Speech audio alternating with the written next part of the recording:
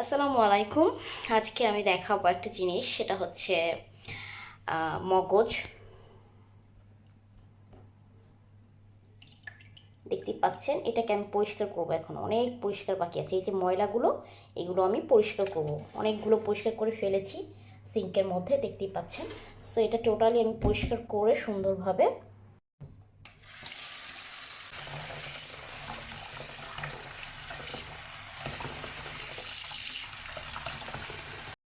সেই সাথে আমি রান্না করব মগজের সাথে আজকে।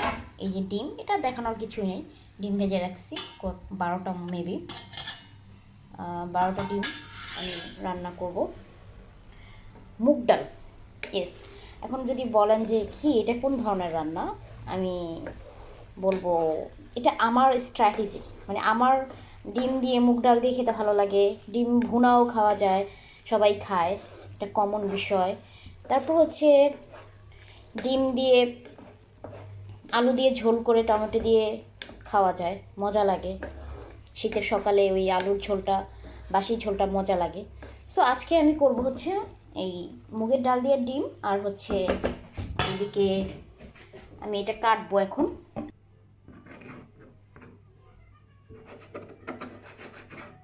আমি আমার মতো করে রান্না করি, আমি জানি না, আমি ইউটিউবে রান্না দেখে কখনো রান্না শিখিনি, বা আমি জানিও না। আমি আমার মতো করে রান্না করি। কাটতেছি তো কাটতেই আছি। এবার দেখি আমার মুগের ডালটা প্রবলেমটা কোথায়। ও তো সময় নিচ্ছে কেন? হ্যাঁ, মাশাআল্লাহ সিদ্ধ হয়ে আসতেছে প্রায়।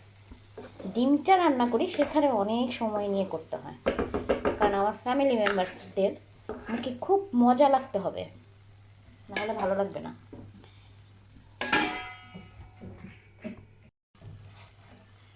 একদম মোটামুটি আমার মন মতো হয়েছে, মানে যতটুকু গলানো উচিত ততটুকুই গলেছে। ডিম দিয়ে এই মুগের ডাল দিয়ে রান্নাটা, পানি দিয়ে দিলাম 1 কাপ, ফুল এই কাপের 1 কাপ, চায়ের কাপের। ওকে, সো এখন এটার মধ্যে আমি ডিম দিয়ে দিব। না, একটু ঢেকে একটা বলক আসলে তারপর আমি ডিম দিব। আচ্ছা, আমি মগজের জন্য ফ্রাই প্যান বসালাম একটা, এটার মধ্যে তেল দিলাম।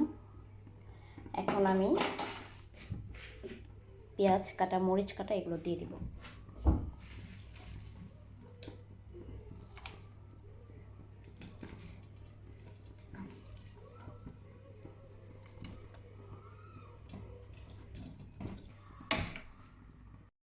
আমি মগজ ভোনার জন্য এই যে স্পাইসি দেখতেছেন, এই অল্প এখানে আছে একটা জয়ত্রী, মেসের টুকরা, আস্ত জয়ত্রী। এই যে এটা আস্ত জয়ত্রী। এটা হচ্ছে একটা কালো এলাচ, এটা হচ্ছে দারচিনি বা সিনেমন, তেজপাতা। তারপর হচ্ছে একটু বিরিয়ানির মশলার থেকে আমি কিছু স্পাইসি নিয়েছি, একটু বিরিয়ানির মশলা দিব। এই যে আমি দেখাচ্ছি অনেস্টলি, এখান থেকে আমি খুঁজে খুঁজে এই মশলাগুলো আমি নিয়েছি। আর এখানে একটু একটু বিরিয়ানির মশলা, হালকা একটু পাউডার আমি অ্যাড করব, যাতে অন্যরকম একটা মজা হয়। আর এই ধনিয়া পাতাটা আমি দিব হচ্ছে আমার ডিমের মধ্যে, ডিমের তরকারির মধ্যে এখনই দিয়ে দিব। এই তো ডাল, মুগ ডাল বলো, মানে যেটাকে বলে ফুটে আসছে বা সাউন্ড হচ্ছে, আমি এখনই ধনিয়া পাতা দিয়ে দিব।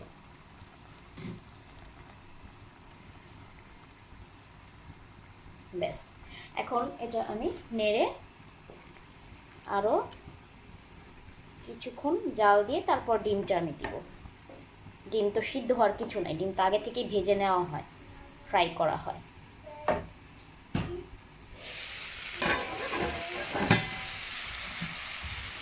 আর এটা হচ্ছে আমার মগজের জন্য প্রিপারেশন চলছে। আমি একসাথে পেঁয়াজ, মরিচ, টমেটো সব দিয়ে দিয়েছি, ঠিক আছে। এখন আমি এগুলোও দিয়ে দেব।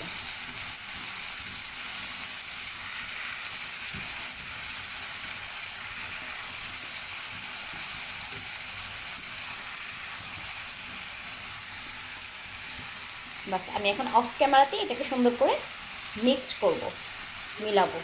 আমি মগজ রান্নার জন্য আমি যেহেতু একদম দেখা যাচ্ছে সয়াবিন তেল দিইনি, মানে এতগুলো অনিয়ন, এতগুলো পেঁয়াজ আমি মানে ড্রাই ভাজতেছি, বাট তেল নাই, একদম অল্প তেল। সো কারণ কি জানেন, কারণ হচ্ছে এটা আমি বাটার ইউজ করব, এটা আমি ইউজ করব।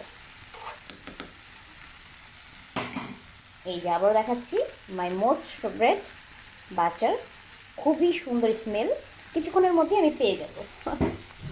ওকে, আমি বিভিন্ন স্পাইসি ইউজ করব এখন। একটু বিরিয়ানির মশলাটা দিই, একটু হলুদের পাউডার সামান্য,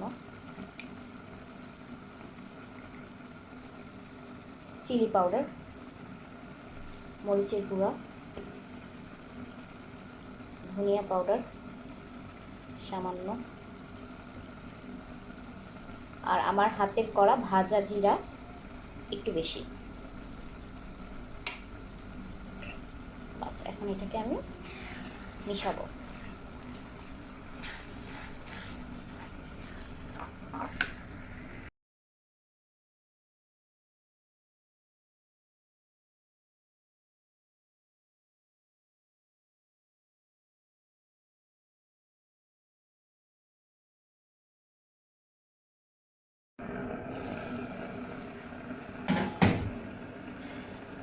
মগজের থেকে হালকা একটু পানি উঠেছে মনে হচ্ছে, আমি কিন্তু পানি দিইনি এক্সট্রা।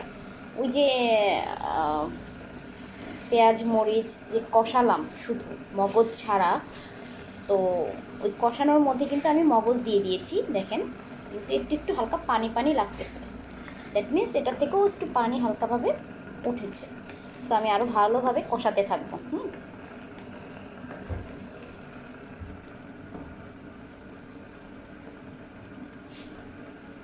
আমার ডিম হয়ে গেছে মুগের ডাল দিয়ে। ও মাই গুডনেস, লেগে লেগে যাচ্ছে, আমার তো খেয়ালই নেই।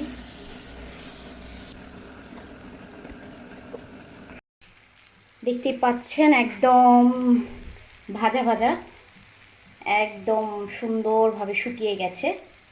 এখন এটাকে আমি অফ করে দেব, ব্যাস। দেখেছেন, ঠিক এভাবে মগজটা এক্সট্রা একটু পানি দিয়ে আমি একদম শুকিয়ে নিয়েছি, তাতে করে মনের ভিতরে কোনো খুঁতখুঁতি থাকবে না। যাদের মগজ খাওয়া অভ্যাস নেই তাদের কাছেও ভালো লাগবে, মগজটা মজা লাগবে।